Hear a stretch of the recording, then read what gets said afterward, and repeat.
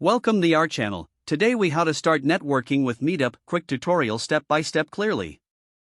Open your web browser and go to the Meetup website. If you don't have an account, click on sign up to create one.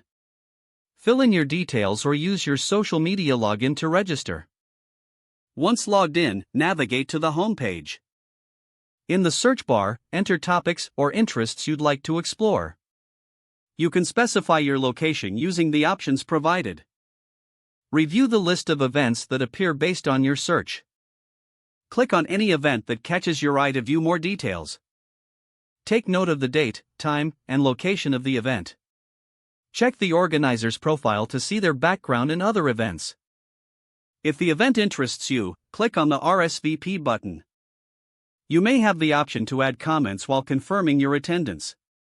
Once you've RSVP'd, you'll receive notifications about any updates.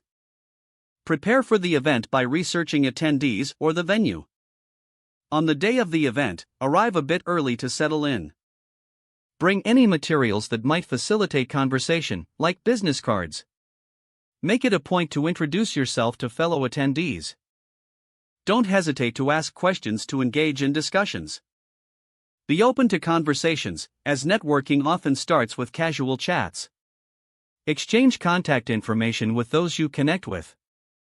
Follow up after the event with a simple message or email, thanking them for their time. Continue to participate in future events hosted by the same group.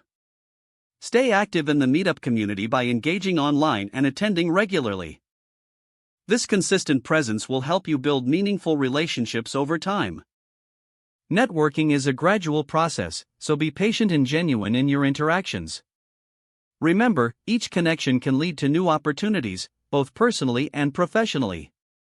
If the page does not load, refresh the browser or try again in a private or incognito window.